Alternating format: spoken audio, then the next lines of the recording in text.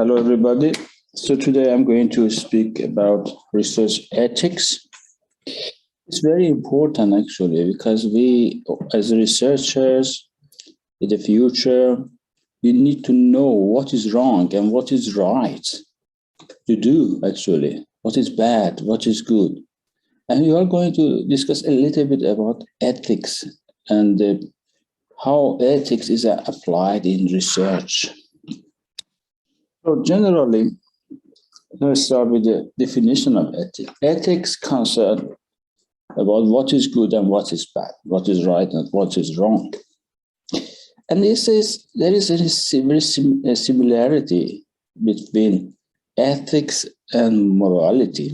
Morality and ethics, they are very similar. Or maybe if you ask somebody who is not familiar actually with research ethics, and they say that they are the same. Yes, they are the same. But what we discuss and what we say about ethics is that what is good or bad together with rules and standards and norms. Morality is mainly related to personal feeling. So it's just the difference between morality and ethics is related to person. Is it that I feel it is ethical or non-ethical? Is my gut feeling? Or is it based on the rules or standards and norms? This is not acceptable or wrong or bad. So we should be able to somehow recognize this to morality and ethics. So they are not, theoretically is not the same. Or maybe philosophically it's not the same. So in our subject, we have two types of ethics. Ethics in engineering, ethics in research. Engineering, for engineering, it is a guide for engineers in their profession.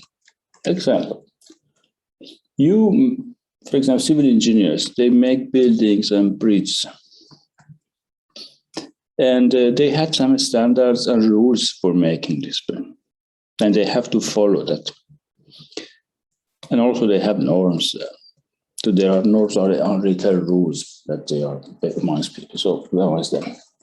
And they have to follow that. If they do not follow, they break the standard, the rules, and it will be not ethical. These standards and these rules are made based on many factors, and most importantly, people's safety. People life. If an engineer make a mistake in making a building or bridge, or some make mistakes in computations and doesn't correct it or doesn't discuss it with others, for example, that's just an example, don't reveal that, then it will risk life of people. So that's ethical action. This is an unethical action can make you big consequences. So it's very important that, for example, I have heard somewhere that they were making dams with concrete, and amongst concrete they put other things.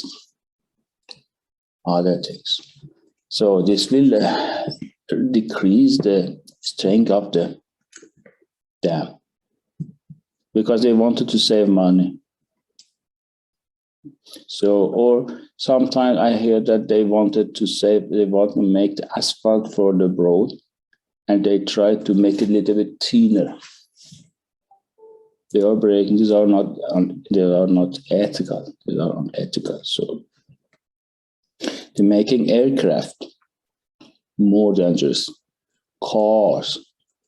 So just consider that I have here some companies to make the car cheaper and lighter.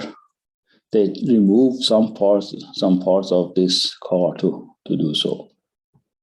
Then they put the risk of upside down actually on the car.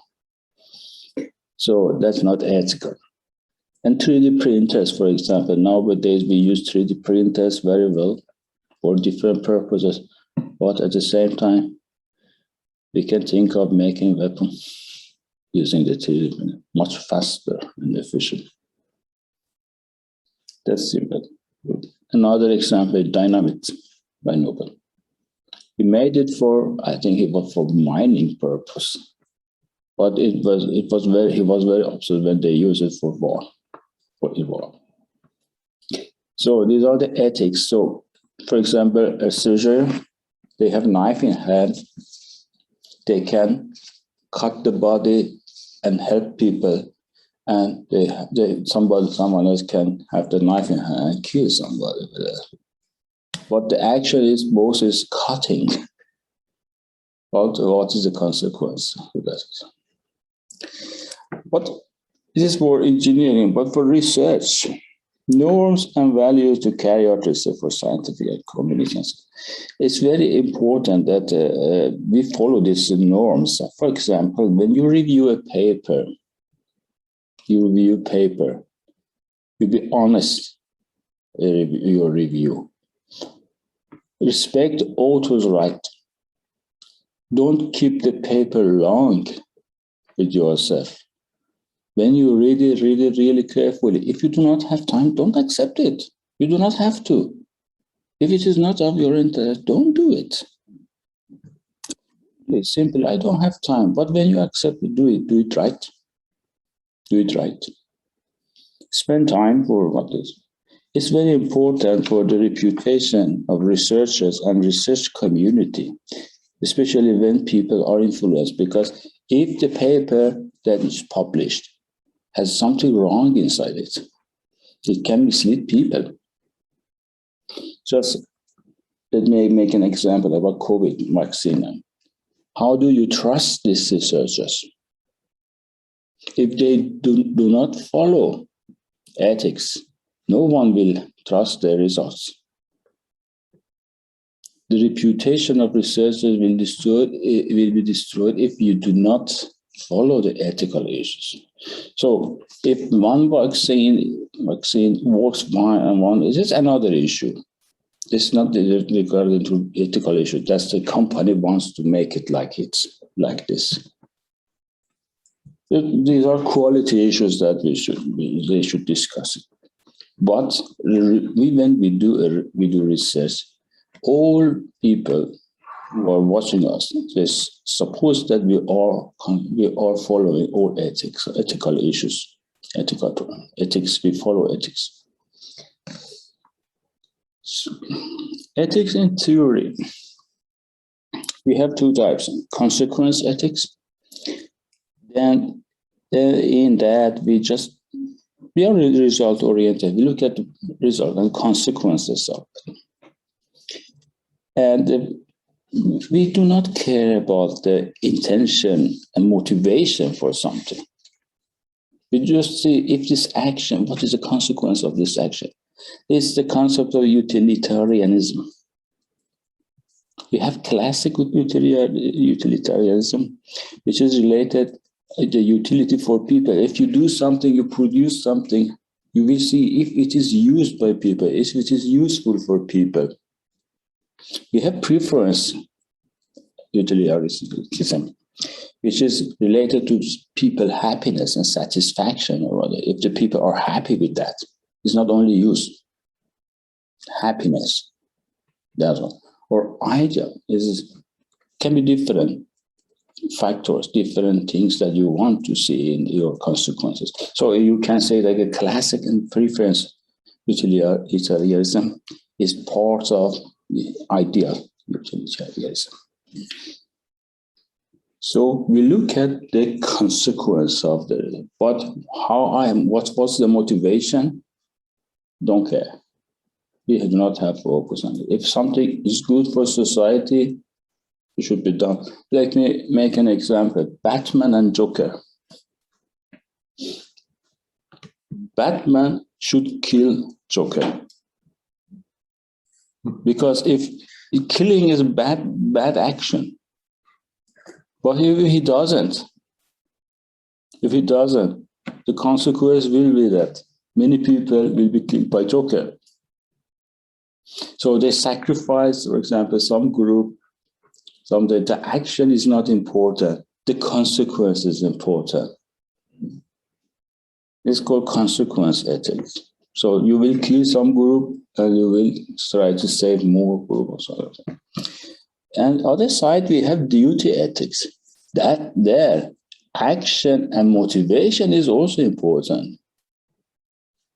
Duty ethics, rule-based, it's defined based on the rules.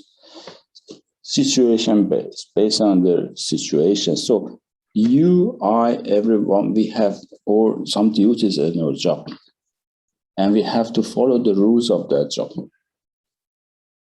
Let's go rule ethics, duty ethics. And our action in a role is important as well. This is called, it's that we have focus on intention and motivation. So if intention and motivation should be ethical too, it's not only consequence. Engineering ethics. So according to the World Federation of Engineering Organization, an ethical code of conduct should specify the value of the profession. Norms should be adhered to comply with the stipulated values. So, norms are unwritten rules which are created between people, maybe with intention or without any intention. So familiarity with the norms are also important. We have some, for example, in research, we have the norm like that. When we review papers for each other, some people, you send your papers to journals, they will review it for you. In the future, they will send papers to you, you will review it for them. That's the norm. Is there any rules for that? You should do it, you must do it. No, this is unwritten, it's the norm. It is not written somewhere, but we follow all. This is the norm of this thing. So in engineering, we also have this type of norms. And these norms should be should be followed as it is stipulated. So main themes in engineering, and according to World Federation of Engineering Organization, show integrity. What does that mean? Avoid corruption and other criminal activities. So that's clear. Be objective and honest. Be honest and show respect. These are the first theme. Practice the profession in the compliant manner. Be careful at writing the confines your competence. So you are aware of your limitations, your competence. Do not go beyond it. We have some colleagues somewhere that they do not have knowledge about the subjects, but they claim that they have. That's not ethical. Follow the established rules and norms. So, seek to increase your knowledge within your area. Yes. Avoid being facile. Your subject. Be active. Keep yourself updated. So you see, these are also some parts of ethics. So if you are a teacher and sitting and repeating the same thing for 30 years, so you do not gain anything out of it. It's not ethical. Is it according to rules? No, it's no. It's a norm. The teacher should be updated. It's not written somewhere. Show leadership. Seek to increase the quality of life in the society. So it means that when you are an engineer, you are somehow a leader as well for the society. You will shape the society based on your competence and knowledge. Seek an overall increase in the body of the knowledge, of course. Educate public understanding of technical issues. So it means that educating people, giving them information, is also part of ethical engineering ethic. Give knowledge to people. Protect both natural as well as artificial environment. This is related to sustainability of the societies. Consider social, economic, environmental consequences. What you produce, is it really good for the environment or society or not? Defend and protect the well-being of the environment of the society. So What can you do about unethical actions? So there are 4 strategies. So first, leave the job. If you see in a company or somewhere they do not act ethical, leave it. Or if you see that is a group of people that are talking racist way behind someone, leave that place. Leave that, don't be part of it. Or you see some discrimination somewhere, do not following the rules or the norms, just simply leave it. Or leave the job if possible. That's the first strategy. The second is to speak up loud and clear internally and externally if it's needed. It means that you should reveal this issue. This is the second strategy. You will inform the people that this action is unethical. And you will just internally, and if it is needed, go outside if it is needed and talk to other people and other organizations to stop it. And there is a protection law of whistleblower in Sweden. So it is in 2017, 1917 or 18, they have established this organization, a whistleblower. So if there is something unethical action, you can report. And you will be anonymous. Nobody can see your name. So the second part is to protest. Disobedience. It means that don't do the job. If your boss gives you some job that is not ethical, don't do it. But you will get conflicts infinitely with you. So it's very hard. And the last one is to be loyal to the boss and follow. Let them do the things. So there are the 4 strategies that you can apply, but there are more strategies. If you study more about cycling methods, other evil methods, there was another thing. So that you can apply, but these are the noun one. Noun. Research ethics in practice. CUDOS norms. C is for communism. Share the result to the others. So in research, we share the results. We try to have everything open access, open data. We do not put anything under the carpet. We share our knowledge when you do research. Universality means that we should evaluate the works based on a universal criteria. For example, when you send your paper to journal, they will do peer review. That's a norm, peer review. That's a standard now. That's called universality. So anything which is going outside should be checked based on universal criteria. Disinterestedness. It means that you create knowledge not to gain yourself. If you do research to help people to improve the society, to solve a problem, you will get gain out of it, for sure.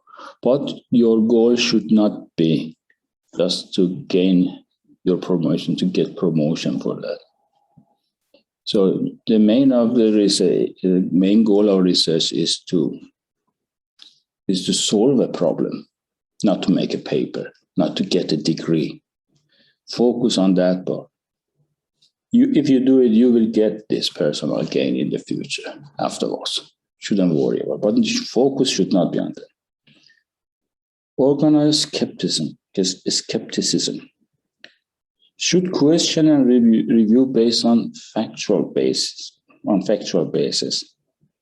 Wait to present the judgment until there is sufficient foundation. So when you want to judge about the scientific work or research, you should collect enough information, enough data before taking any judgment. Judgment, it doesn't mean that you are in the court and you decide like a judge there. No, it means that your own feeling, you come to a conclusion about that. That conclusion is your judgment. For doing that, don't be fast. Don't be fast. Take time, gather information, and provide sufficient foundation, and then take a conclusion. Scientific misconduct is important. Acts or omission in relation to research deviating from norms. What does it mean? Let us discuss about 3 things here. Fabrication. Have you seen that some people make papers without research? Have you heard about it? That's a form of fabrication. They make results. They make up results. And they cannot complete the research. They cannot do a good research, but they play with the numbers in such a way that that's somehow cheating. That's called fabrication. Did they publish something which is not actually not possible? And the results are too good. I can make an example. One of my PhD students, and that was not PhD, it was PhD, but he didn't complete it, claimed that one person in one paper has cheated in the results. I said that, okay, do you have the same data? Yes, I have. You claim that he has done some fabrication. He said, yes, I think so. Okay, what he has done in his article, he said that he has done this. She said, okay, no problem. Do the same. Do the same and check if you can come to the same thing. He did, but he couldn't. And he started arguing, no, it's wrong, so it's wrong. He has cheated the result and make numbers for papers. I said, you were not successful even with the idea that you said. You cannot claim that. I said so. So maybe you have done something wrong there. But but if fabrication is somehow revealed, they can extract your paper from its normal. You can lose your paper. Falsification means that they distort the paper or hide some parts or misinterpret it. You know, we all have the risk of committing mistakes. That's another issue. But as you do it intentionally, that's called falsification. You give false results because you do not want others to get the knowledge. That's a misconduct. Well, plagiarism and authorship, which is nowadays is very serious. Misleading information concerning individual efforts. So it means that you and someone, they do not refer to some reference literature, and they present it in such a way that this text, this sentence, this idea, whatever, it's their own. They are their own. That's plagiarism. We go to details for that. Plagiarism in research means that a researcher used a research material. What are they?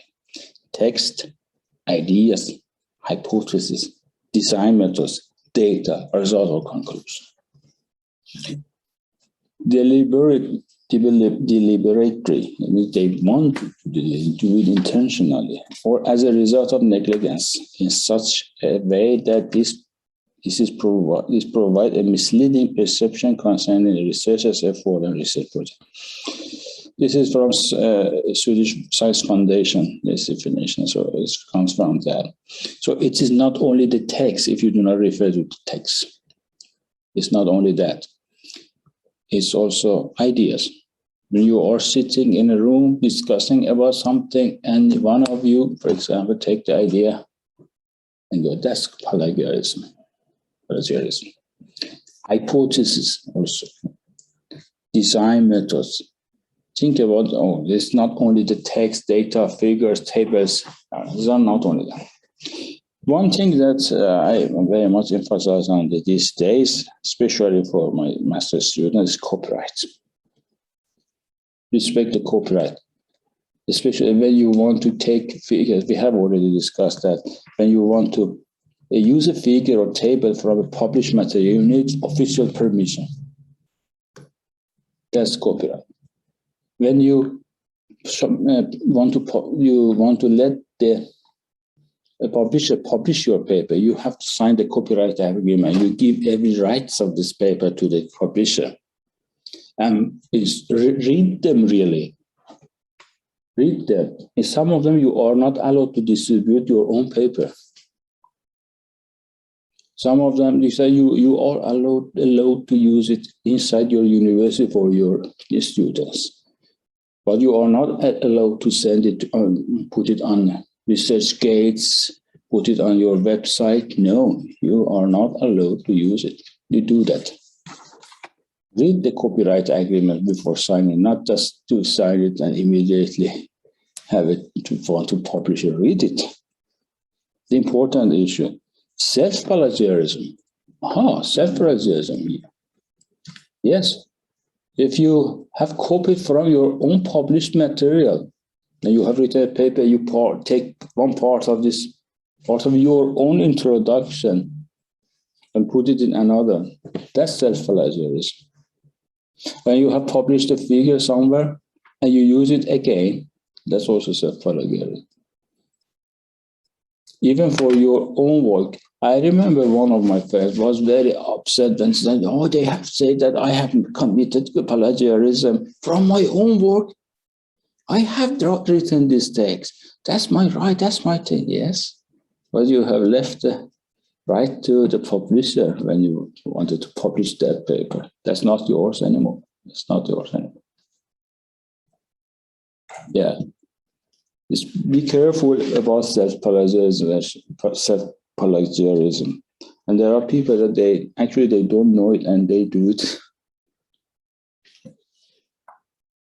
And authorship and co-authorship is a big challenge these days. And we all know about edge factors, impact factors, citations, and so on. I can say it like that. I remember maybe 20 years ago that paper was not that important in research. You could have a publication, or if you go one generation back, my professor, he published a lot of paper, but the goal, he didn't know about this edge factors, about this citation and measures, nothing. He just published because he believed that the results would be published, that's all. So he didn't think about any rank. He just looked at, okay, which paper is suited for which journal, that's all. And later they started to how to evaluate researchers. The first rule was that they count number of articles. So now researchers started to make articles, hundreds of articles. I heard one professor published 300 papers in 1 year. How? 300? Yeah. And I don't say the name of that country. So I will explain, because he had many contacts. He had many contacts with them, and they put the names, put the name of each other. Every day you publish one paper. So that's also an ethical issue. You see authorship, co-authorship. Did he really contributed to the papers? So I very much doubt that. I very much. So then people started boosting these numbers of papers on their CVs. And after that, they think, oh, no, it's not good. It's not good. There are lots of misleadings, misconducts there. So what can we do? Okay, we look at number of citations. The number of now people started to boost the citations. How they refer to the friends, they refer to the other friend, they are in groups, and when they review a paper, they force the author to refer to their own papers, and they keep the papers so that their own papers is published before then the author's paper, then they have to refer to it. So this game is started. But thereafter, okay, those papers which are published in Q1 journals, high impact factor journals, now people are started to attacking the high impact factor journals to have it published there. But how many of these high rank papers are really used in reality? For myself, I say that I have published 2 papers in 2 low rank journals, and I am more known for them than the others that I have published in high rank. Because they were simple and easier for people to access. It was open access, they were open access, and people use it much better, much easier. But papers that I have published in high rank journals, they are too professional, hard to understand, hard to read. So what? What's the point? So there are lots of ethical issues. Some people, they have the name on paper without knowing that. And one student wants to please the supervisor and put the name in all papers. But I can say an example. I had 2 PhD students somewhere, and I was the second supervisor, actually, because I was not in that country. And they put the name of the local supervisor in all articles. And at the end, I asked one of them, what was the role of your local supervisor in that? Oh, he little bit that way, little bit that. I said, you see, you put all workload on my shoulders.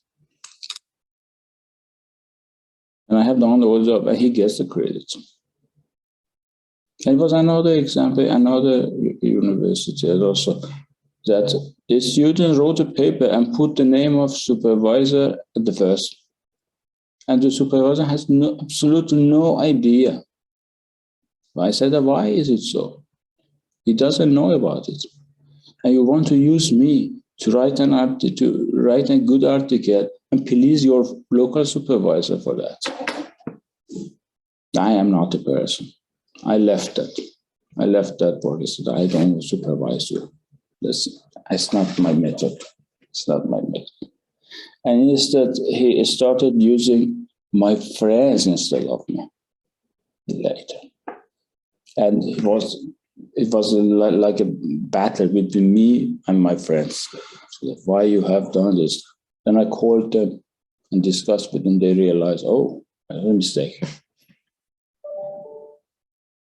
So these are not ethical issues or auto issues. These are very common things. And I say one positive things as well about this.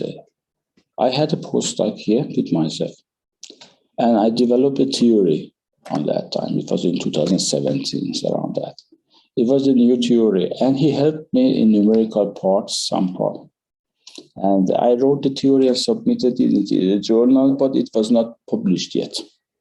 He left me to another way. He went to Hong Kong somewhere. And he started working there and revealed my idea and my theory to the professor there. So they started writing a paper, but they do not forget me. They put me, because the theory was mine, they put me at the first author. And I was involved in all the steps. That's ethical issue. Because I had not published that idea yet. They didn't want to somehow steal the idea from me. And they put me as the first author of the paper, and be involved with all the things. So the theory is registered with my name. So there are positive things as well. So if you have good friends and so there are, according to Vancouver rules, is that for the medical, I think medicine society in Vancouver, they mentioned this 4 things, for criteria for being author record. Significant contribution to initiation. It means from the beginning of the idea.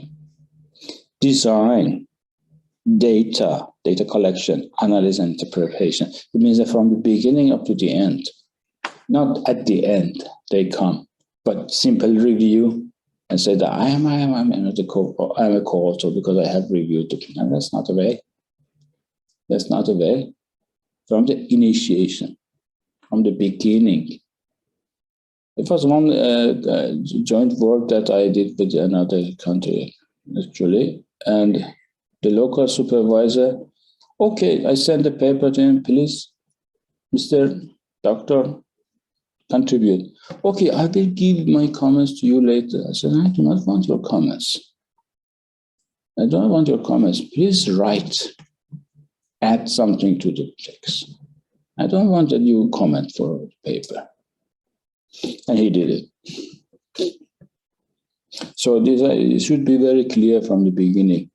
Decide who should be the first author from the beginning, who should be the second, who should be the third.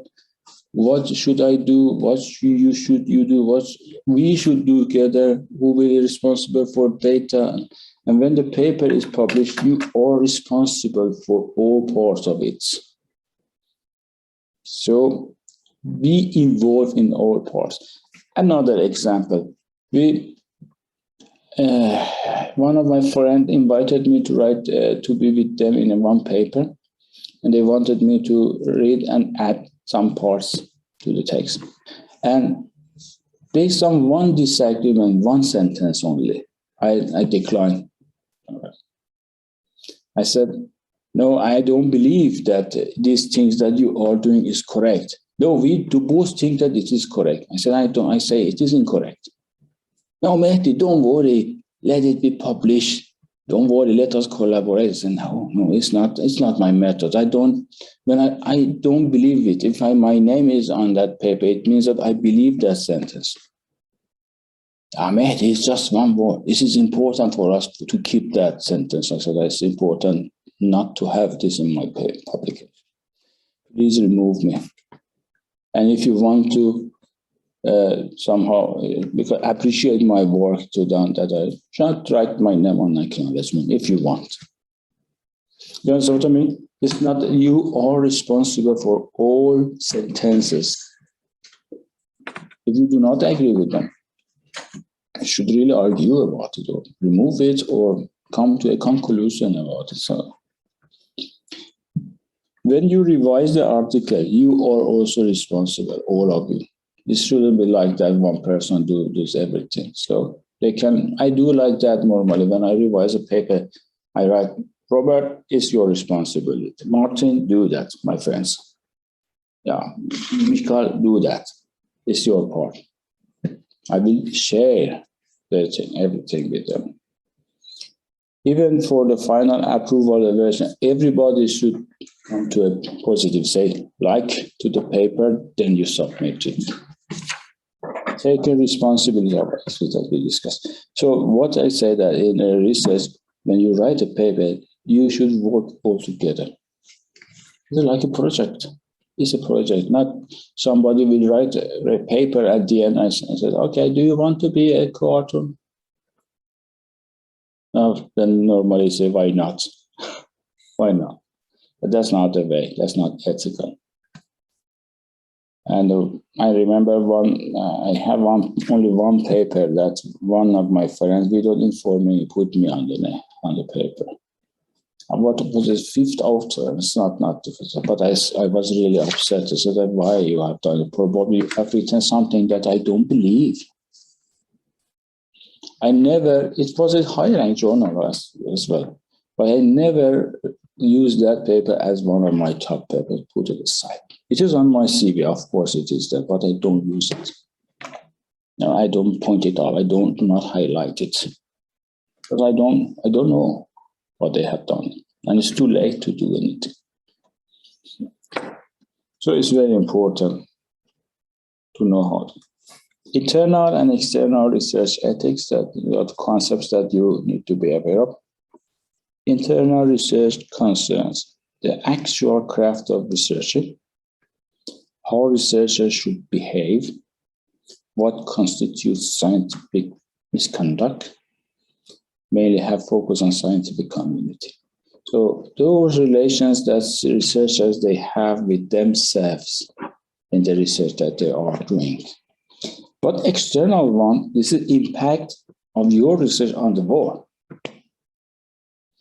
That's the main issue. So how your research came out.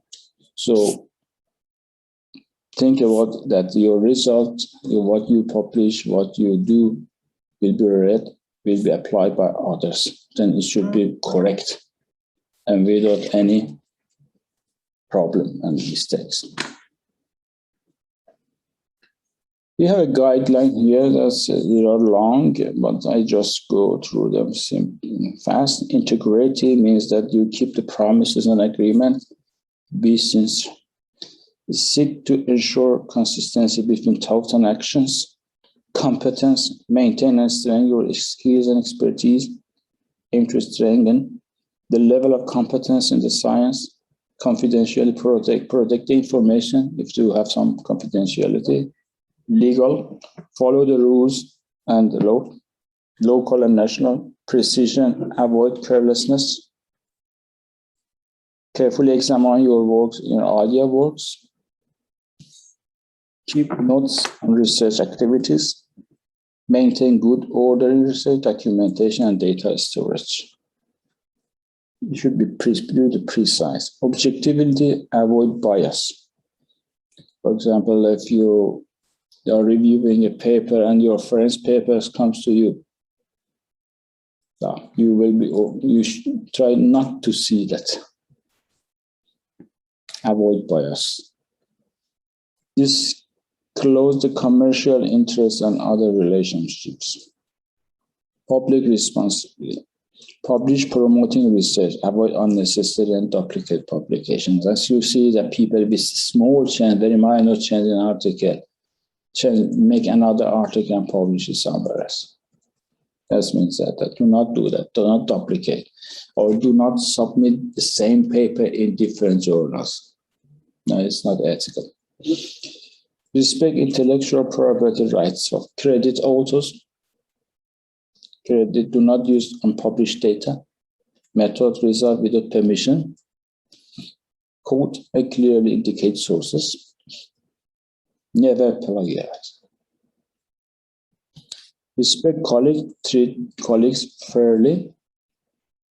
Social responsibility, avoid harming the society.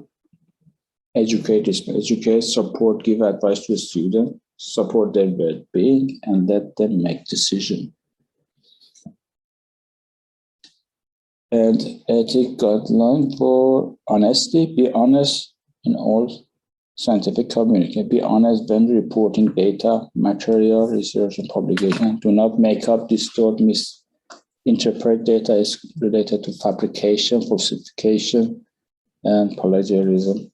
Do not cheat colleague funding bodies and society. Openness, share data, resolve idea, tools, resources. To be open to criticism and new ideas.